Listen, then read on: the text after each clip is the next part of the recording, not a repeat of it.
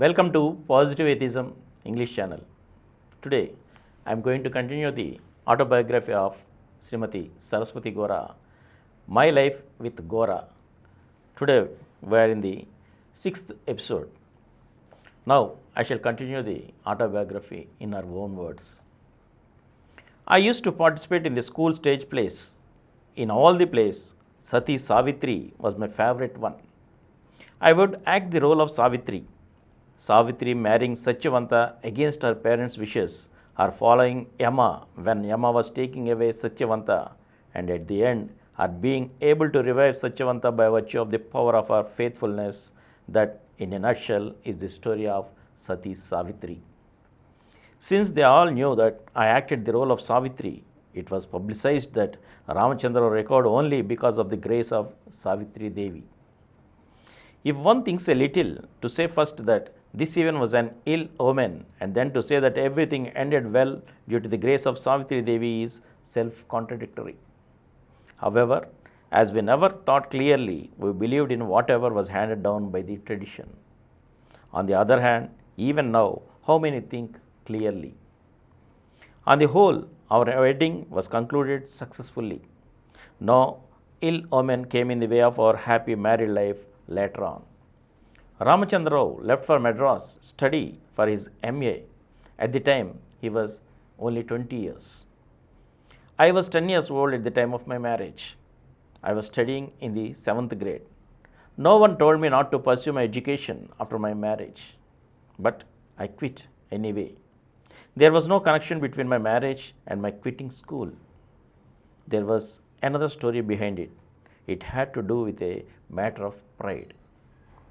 Ever since I started my education, no lady teachers in the school were ever transferred.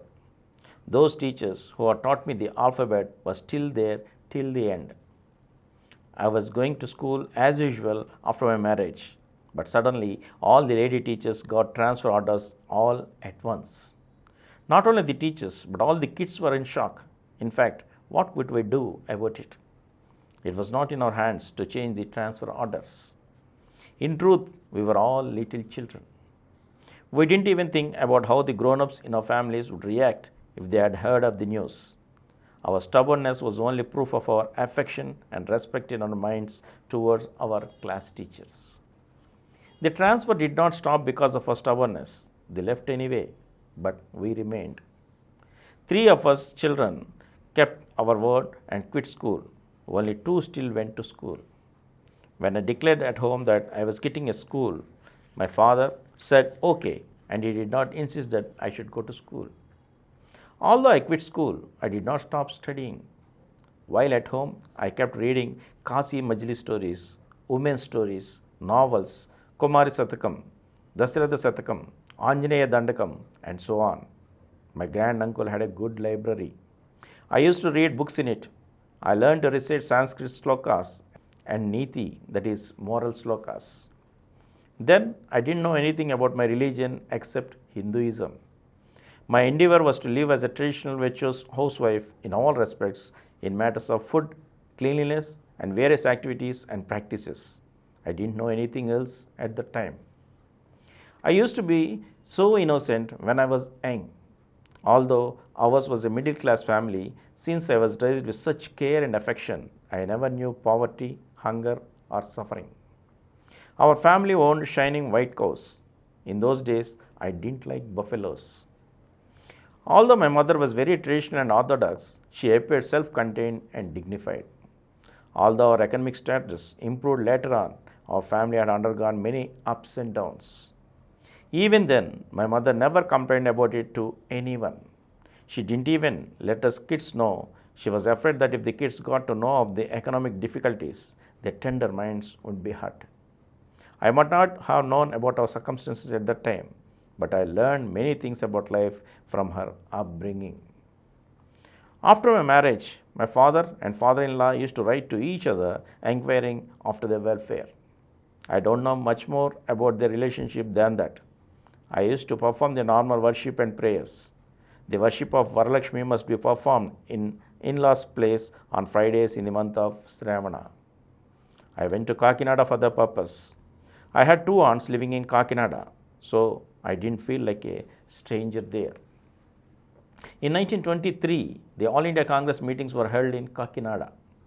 My father went there to attend them and took me along. We stayed in my aunt's place. Ramchandra and his elder brother Narasimha Rao worked as volunteers in those meetings. I saw many prominent national leaders in those meetings, but at that time I did not understand what the nationalist movement meant. Nevertheless, thanks to my attending the Congress meetings, watching the huge crowds that had gathered there and listening to the lectures of the leaders, although I didn't understand many other things, I vaguely understood that there were many important leaders in our country and that they were working for our country, that we should honor them, and that my father-in-law and husband were supporters of that movement. In those days, as I was married, when I was little and there was a gap of at least 4 or 5 years between marriage and living with the husband, those who had nothing better to do would start spreading false rumors. The extreme circumstances in society of those times used to lead to many untowardly incidents. In many contexts, conflicts would start in marriages while the bride and groom were still on the wedding seats. Marriages without conflicts were rare. Usually, there would be quarrels in matters of dowry and gifts or in matters of proper protocol. The grown-ups in families were as passionate in picking up quarrels and making them worse as they were enthusiastic about performing a wedding. It was natural development in those days for people to cut off relationships even before the wedding clothes were soiled and look for other matches.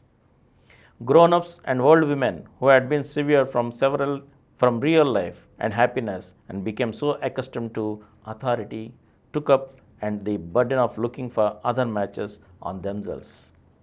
Grown-ups could have such authority primarily because the marriages were childhood marriages. No matter how long they were worshipped, their favorite gods or goddesses did not come to their aid. Innocent little girls were the true victims of this. A man can easily find another match, but only the girls faced the unfairness. Our customs and traditions, social and economic establishment have only provided security to a woman as a slave, but did not provide justice to her as a person with self-respect.